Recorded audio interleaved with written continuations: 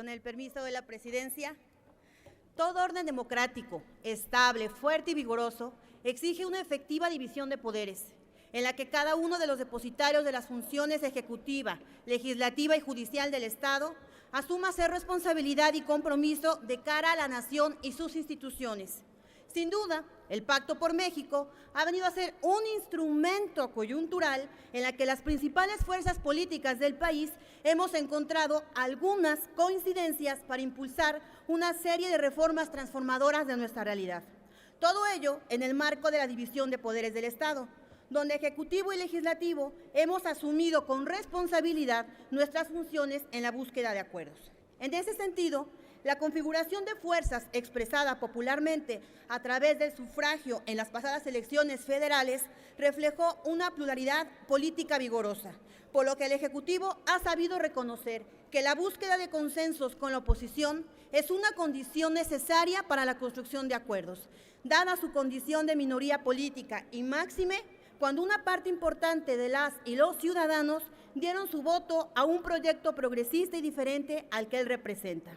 No obstante, el Pacto por México también ha implicado una supeditación del proceso legislativo, comprimiendo los tiempos y eludiendo las discusiones abiertas que deben desarrollarse en las cámaras del Congreso, tanto en comisiones como en sesiones plenarias. Que quede claro, el Grupo Parlamentario del PRD en la Cámara de Diputados tenemos la convicción de que el Congreso debe tener preeminencia y centralidad en el diálogo, y ningún instrumento lo puede ni lo debe supeditar, y que son las agendas legislativas de los grupos parlamentarios los instrumentos fundamentales para identificar las coincidencias que hay entre nosotros.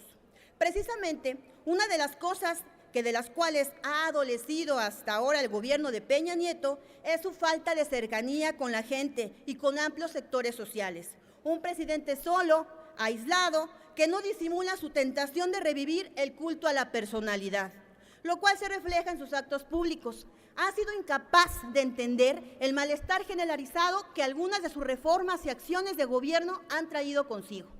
Durante su campaña y posterior gobierno, el presidente Peña Nieto nos ha repetido hasta el cansancio que va a mover a México. Y debemos reconocer que lo ha logrado, diputadas y diputados. Basta ver las masivas protestas que han puesto en entredicho la capacidad de diálogo del gobierno, su interlocución con las fuerzas opositoras, el respeto a la pluralidad social y política. Por cierto, aprovecho para señalar que gracias a las movilizaciones de las y los profesores de la Coordinadora Nacional de Trabajadores de la Educación, Peña Nieto nos dio marcha atrás a su intentona de grabar con IVA alimentos y medicinas.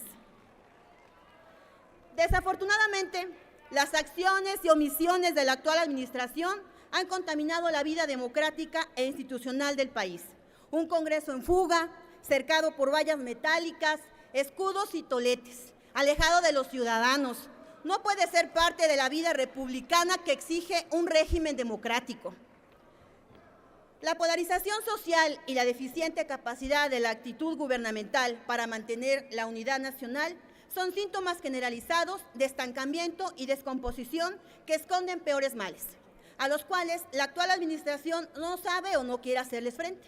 Violencia y criminalidad, corrupción, regiones y zonas geográficas del país con desgobierno bajo el control del crimen organizado y la irrupción de policías comunitarias y grupos de autodefensa. Son solo algunos de los problemas que han mantenido una tendencia adversa, sin cambios e inclusive, en algunos casos, se han intensificado durante estos 9 meses de gobierno priista.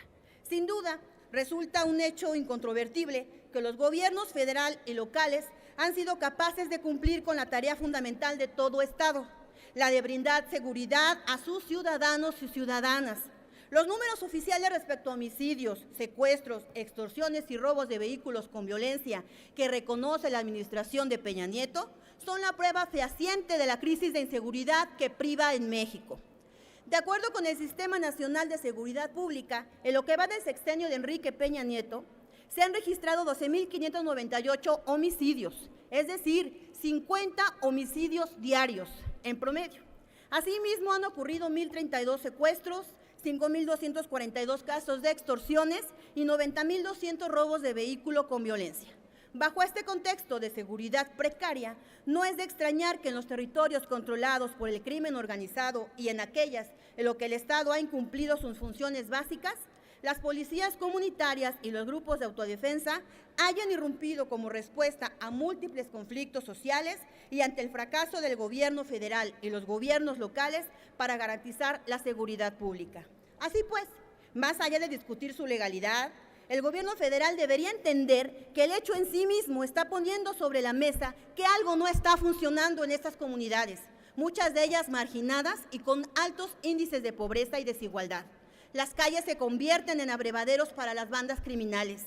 Al respecto, conviene hacer un análisis de la estrategia de seguridad pública implementada por la actual Administración Federal, que en los hechos ha cambiado su discurso y el manejo mediático de la información. Pero en la realidad, la situación de violencia sigue siendo altamente y alarmante en nuestro país. En ese sentido, pese al cambio de diseño institucional mediante el cual la Secretaría de Gobernación absorbió y concentró las funciones en materia de política interior y seguridad nacional, no parece haber claridad ni resultados diferentes a los experimentados durante el sexenio pasado. Y es que no podría ser de otra forma, si sigue sin haber precisión en los principales aspectos de la estrategia de seguridad nacional. Ni el presidente ni el secretario de Gobernación o algún otro funcionario o funcionaria relacionada con el tema nos ha explicado la estrategia detallada que se habrá de seguir para bajar la incidencia delictiva en el país. El ejemplo más claro de ello está en la conformación de la Gendarmería Nacional, para la que se solicita un presupuesto de 4.500 millones de pesos para el próximo año, pero que bien a bien no sabemos sus funciones, sus objetivos, ni siquiera sabemos cómo estará integrada. Por el contrario, puede pensarse que una fuerza federal, más en materia de seguridad, dará mayor complejidad a la distribución de competencias y responsabilidades.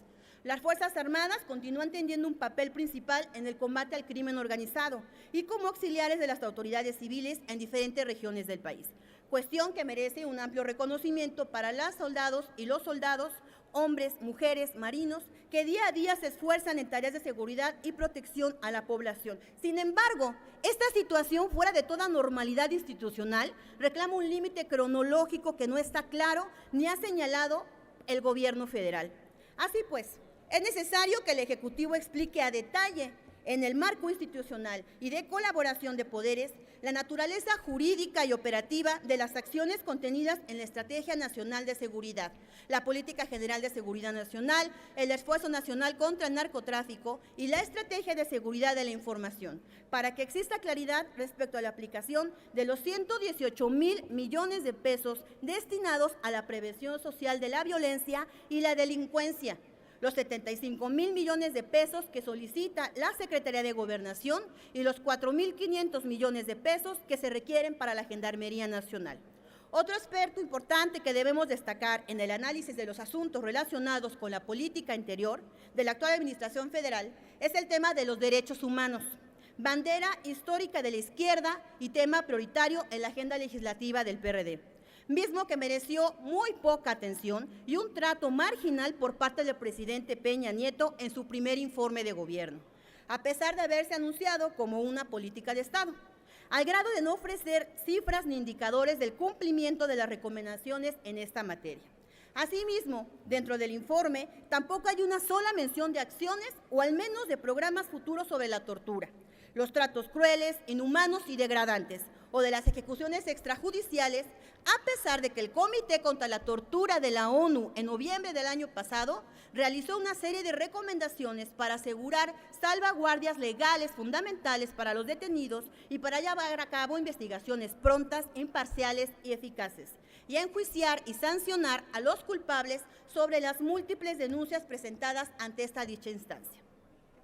La omisión también es patente sobre la desaparición forzada. Solamente se cita como un tema dentro de un ciclo de capacitaciones para funcionarios y las excavaciones realizadas para la localización de Rosendo Radilla. Con respecto a las personas desaparecidas, se reporta la creación de una unidad, un registro y un protocolo, pero no se informan las acciones urgentes para su búsqueda e investigaciones ni de la magnitud de casos pendientes, que las propias autoridades reconocen superan los 25.000 casos. Bajo tal contexto, ¿Qué esperar de un gobierno que omitió mencionar el Programa Nacional de Derechos Humanos en el Plan Nacional de Desarrollo y que además no reporta el avance de sus obligaciones internacionales en la materia? A propósito de derechos humanos, hoy el Estado mexicano tiene la oportunidad histórica de enmendar uno de sus errores y hacer justicia liberando al maestro Tzotzil Alberto Patistán. Compañeras y compañeros, el Partido de la Revolución Democrática quiere dejar claro en esta tribuna su compromiso y lealtad hacia la República y sus instituciones. Nuestro ideario progresista y social nos exige dar respuestas contundentes a los problemas que aquejan a la nación. En esta legislatura hemos demostrado que el PRD es un garante de la gobernabilidad y los acuerdos para el sano funcionamiento de la democracia. Estaremos en la búsqueda de consensos con el gobierno y todas las fuerzas políticas, siempre y cuando se respete la pluralidad ideológica. Pero también sabremos defender con la gente y con la gente en las calles cualquier intentona que pretenda vulnerar la soberanía nacional y los derechos fundamentales de la gente.